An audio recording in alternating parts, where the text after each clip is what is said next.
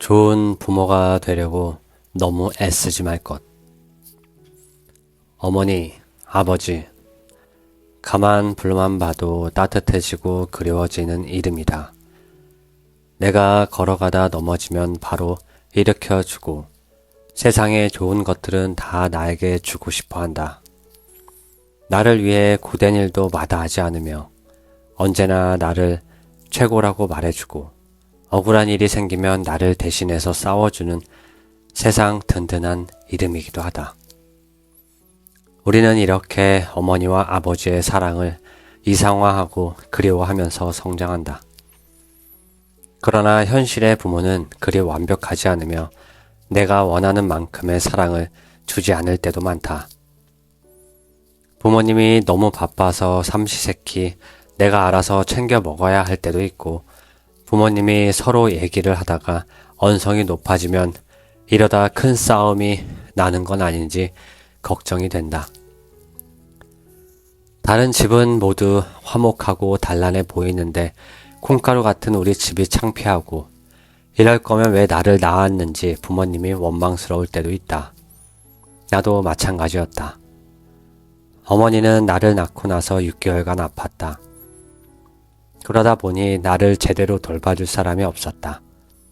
나는 엄마의 정이 그리웠는지 늦게까지 손가락을 빨고 자주 오줌을 쌌다.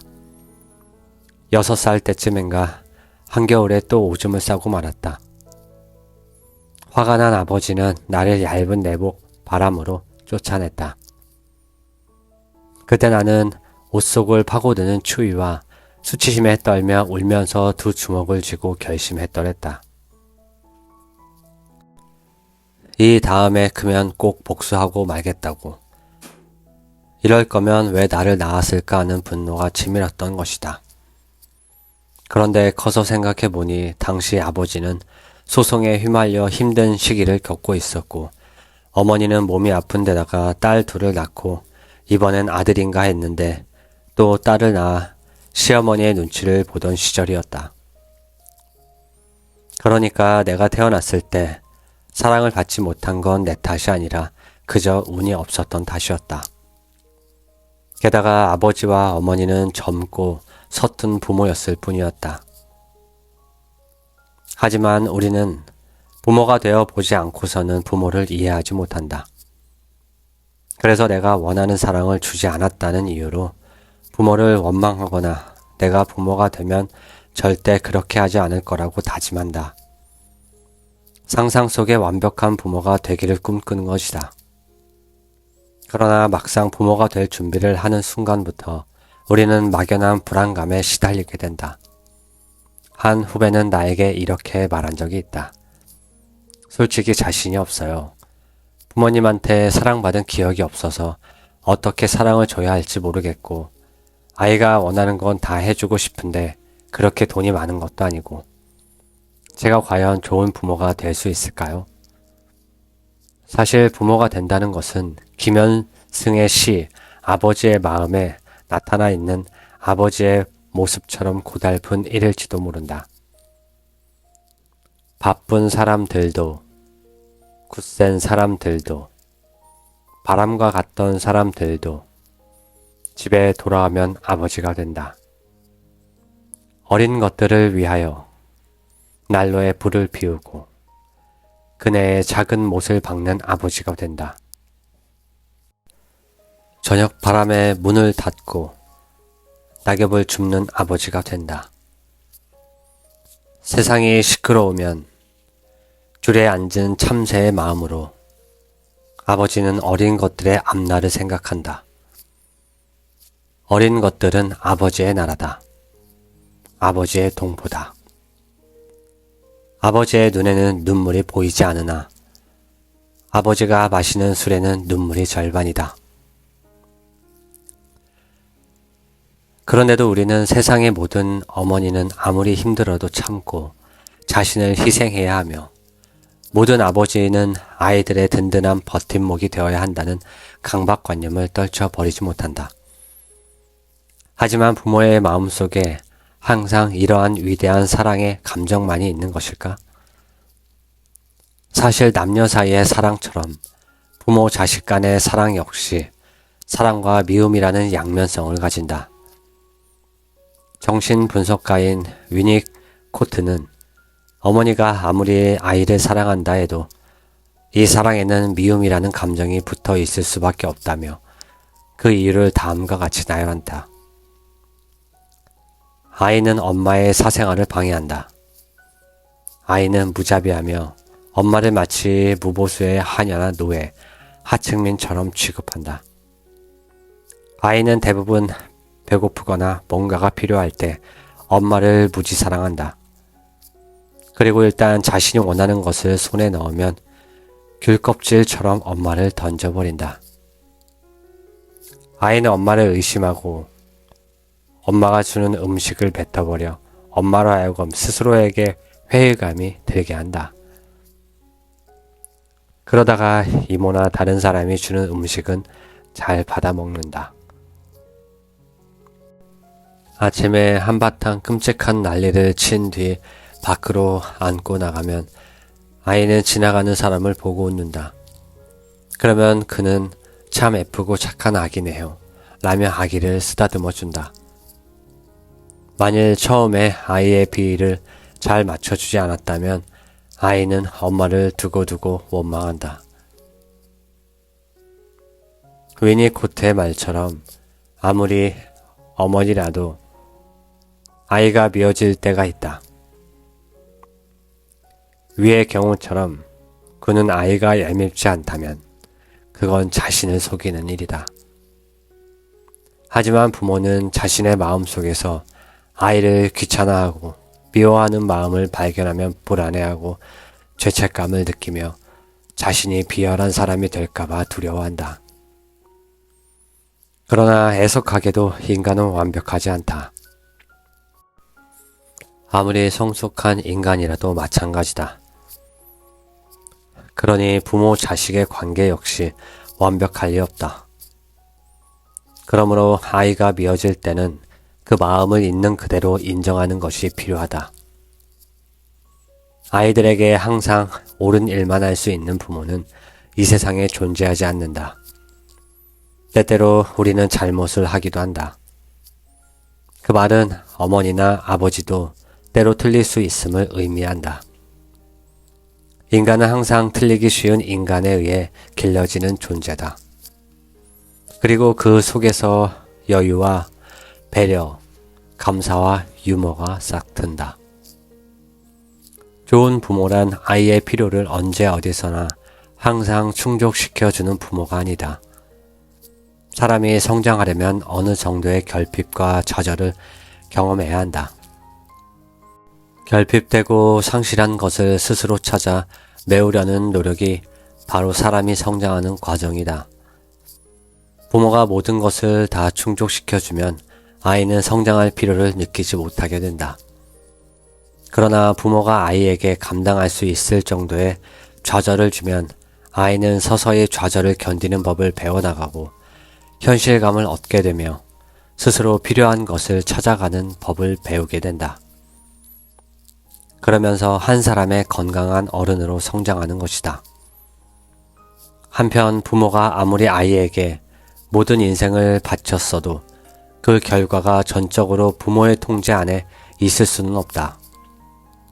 집 밖의 세계에서 부모가 미처 예상하지 못한 일이 아이에게 일어날 수도 있다.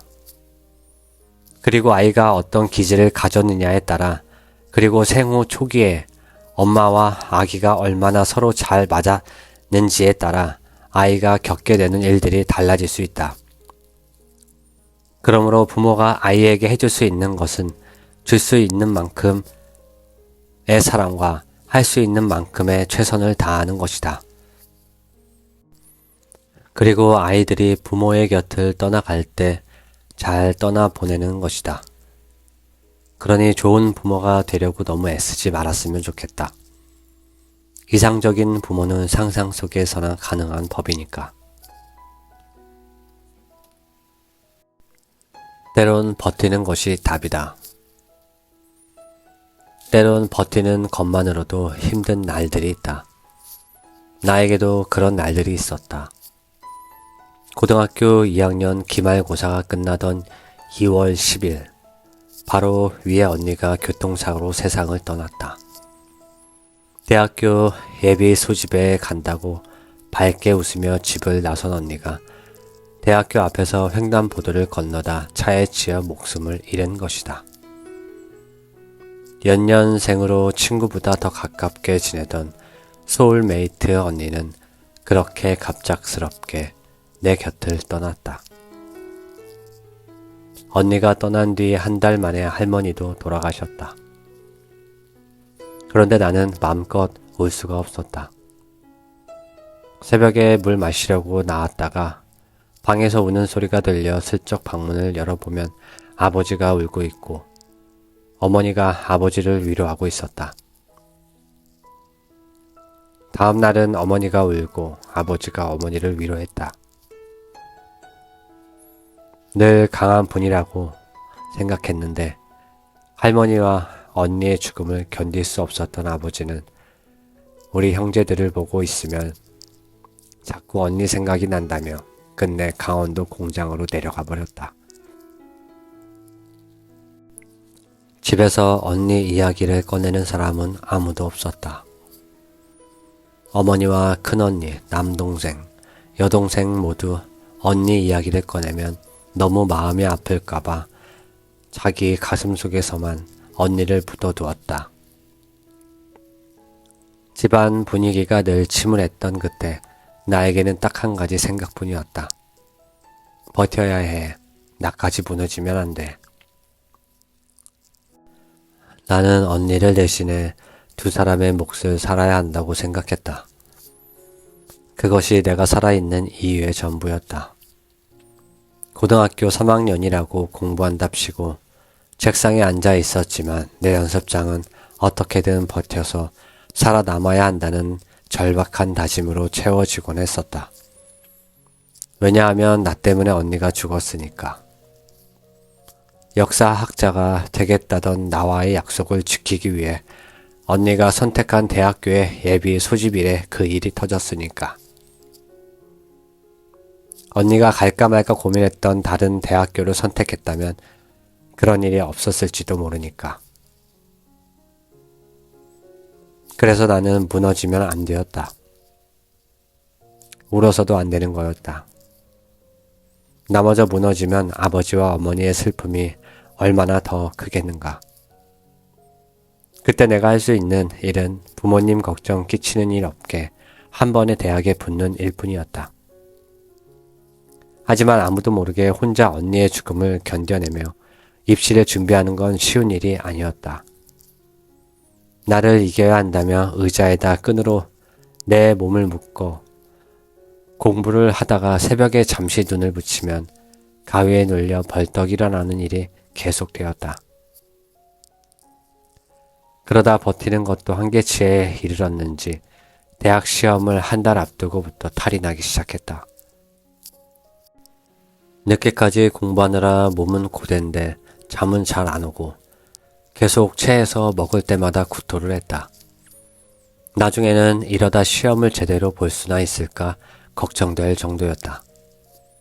결국 시험 당일 마지막 교시에 과학 시험을 보는데 세상이 노래지면서 앞이 안 보이고 식은땀이 줄줄 흘렀다. 하지만 어떻게 버텨온 1년인데 이대로 무너질 수는 없는 노릇이었다. 그래서 겨우 시험을 마쳤고 다행히 원하는 대학에 들어갔다. 그렇게 1년 동안 죽을 것 같이 힘든 상황을 견디고 대학에 들어갔을 때 나는 이제 내 인생에 버텨야 할 날들이 다시는 오지 않을 줄 알았다. 그런데 어느 순간 돌아보니 나는 또 버티고 있었다. 국립정신병원에서 전문의 자격증을 딴 후의 일이다. 나를 무척이나 미워하고 괴롭히는 상사가 한 명 있었다. 나는 레지던트가 끝난 후에도 국립정신병원에 남아 스태프로 일하고 싶었다. 정신분석이나 사이코 드라마 등 열심히 공부한 분야를 제대로 펼쳐볼 수 있는 곳이었기 때문이다. 그런데 그는 어떻게든 내가 이 병원에 발 붙이지 못하게 만들려고 작정한 사람 같았다. 그와 같은 학교 출신이 아니라는 이유에서였다. 성적이 나쁜 것도 아니고 정원이 없는 것도 아닌데 출신 학교 때문에 무조건 배척하니까 방법이 없었다. 이제 와서 대학을 다시 들어갈 수도 없는 노릇이니 답답해서 속이 터질 것만 같았다. 내가 노력한다고 풀릴 문제가 아니었다. 그러다 보니 하루하루가 지옥 같았다. 그는 사람들 앞에서 나를 무시하기 일쑤였고 인사를 받기는커녕 지나칠 땐 없는 사람 마냥 쳐다보지도 않았다. 내 발로 알아서 나가기를 바라는 것처럼. 내가 뭐가 모자라 이런 대우를 받나 싶어 억울했고 차라리 때려치울까 몇 번이나 생각했다. 그럼에도 불구하고 나는 이 병원에서 일하고 싶었다. 그래서 버티기로 했다. 잡일도 마다하지 않았고 그가 아무리 나를 무시해도 견뎌냈다. 스태프가 안 된다고 해도 일단 하는 데까지 해봐야 덜 후회할 것 같았다. 그런데 하늘이 나를 도왔는지 나를 미워하던 상사가 예기치 않게 임기를 다 채우지 못하게 되었고 다행스럽게 나는 국립정신병원에서 정식으로 일하게 되었다. 괴롭힘을 당하던 1년은 너무도 힘들었다. 그런데 훗날 돌이켜보니 거기서 배운 점도 많다는 걸 깨달았다. 그 전에 나는 이유 없이 미움을 받아본 적이 없었다. 게다가 레지던트를 끝마칠 때쯤 내 자신감은 하늘을 찌르고도 남았다. 대학 졸업 성적도 매우 좋았고 사이코 드라마로 학계의 인정도 받았으니까. 그런데 상사와의 갈등은 조직에 들어가 일한다는 것이 나 혼자 잘났다고 해서 되는 일이 아님을 알려주었다. 사람들과의 관계도 굉장히 중요하며 무슨 일을 하든 나를 낮추고 조직에 맞춰가는 적응력도 꼭 필요한 능력임을 깨달았다. 아마 그가 없었다면 나는 내가 대단히 똑똑하고 잘난 사람이라며 기고만장해졌을지도 모를 일이다. 그 뒤로도 나에게는 버텨야 하는 날들이 찾아왔다. 무엇보다 결혼을 깨버리고 싶은 순간들을 버텨내야 했고 40이 넘어서는 파킨슨병으로부터 버텨내야만 했다. 그런데 버틴다고 하면 사람들은 흔히 그것이 굴욕적이라고 생각한다. 그래서 왜 그렇게까지 살아야 하는지 모르겠다고들 말한다. 하지만 버틴다는 것은 그저 말없이 순종만 하는 수동적인 상태를 이야기하는 게 아니다. 아무것도 하지 않고 방에 누워서 시간이 지나가기만을 기다리는 게 결코 아니라는 말이다. 버틴다는 것은 내적으로는 들끓어 오르는 분노나 모멸감, 부당함 등을 다스릴 수 있어야 하고 외부에서 주어진 기대 행동에 나를 맞추면서도 나 자신을 잃지 않아야 하는 매우 역동적이면서도 힘든 과정이다. 그래서 버틴다는 것은 기다림이라 할 수 있다. 미래를 위해 현재를 참아내는 것이고 다음 단계로 나아가기 위해 오늘 부단한 노력을 하는 것이다. 내가 수험생 시절을 인내하지 않았다면 의사가 되기 위한 첫걸음인 의과대학에 가지 못했을 테고 첫 직장에서 견뎌내지 못했다면 정신분석을 공부할 생각을 못했을 테고 결혼을 깨버렸다면 지금의 가족을 얻지 못했을 테고 병으로부터 버티지 않았다면 지금처럼 책을 쓸 수 없었을 것이다. 그렇게 나는 버티면서 삶의 한가운데로 나아갈 수 있었고 그로부터 많은 것을 배웠다. 언니가 세상을 떠난 것은 너무나 애통한 일이지만 그건 내 잘못이 아니며 내가 죽어버려야 했을 만큼 무가치한 사람은 아니라는 사실, 내가 무언가를 해낼 수 있는 사람이라는 사실, 누군가에겐 때로 도움이 될 수 있다는 사실 등을 배웠다. 만약 버티지 않고 어느 순간 포기해버렸다면 삶이 쉬었을지도 모르겠지만 참 많이 후회했을 것이다. 사실 정신치료 중에도 버팀의 태도는 매우 중요하다. 많은 환자들은 끝없이 치료자를 테스트하며 그네들의 분노나 절망을 치료자에게 투사한다. 이를 견뎌내는 것은 치료자에게 있어 매우 힘든 일이다. 자칫 치료자가 자신의 역전이 감정을 다스리지 못하면 치료는 비극적인 결말을 맞이하게 된다. 그러므로 치료자는 환자의 분노를 견디고 그로부터 살아남아야 한다. 일단은 살아남아야 환자를 도울 수 있으니까 말이다. 그러고 보면 어떤 것을 이루는 과정에는 견디고 버텨야 하는 시기가 반드시 있게 마련이다. 그리고 버티는 시간 동안 우리는 그 일의 의미와 절박성을 깨닫고 자신의 한계를 인식하고 필요한 것들을 재정비하며 결국은 살아남는 법을 익히게 된다. 그러므로 버티어 살아남는 법을 배운다는 것은 어느 누구도 폄하할 수 없는 피땀 어린 노력의 결실이다. 그래서 정말 버티다 보면 좋은 날이 오느냐고, 언제까지 이렇게 버텨야 하느냐고 울부짖는 사람들에게 말해주고 싶다. 버티는 것이 답답하고 힘들겠지만 버티다 보면 어떻게든 앞으로 나아가게 되어 있다고. 그러니 자신과의 싸움에서 지치지 말라고 말이다. 정말로 때론 버티는 것 자체가 답일 때가 있다. 그리고 언젠가 좋은 날은 반드시 온다. 그래서 나도 오늘 하루를 잘 버텨냈고, 그러다 보면 내일 두 손자 녀석들이 달려와 할머니 하고 부를 테고, 사위의 손을 잡고 들어오는 딸의 얼굴을 오랜만에 보게 될 테니까 그거면 충분하다.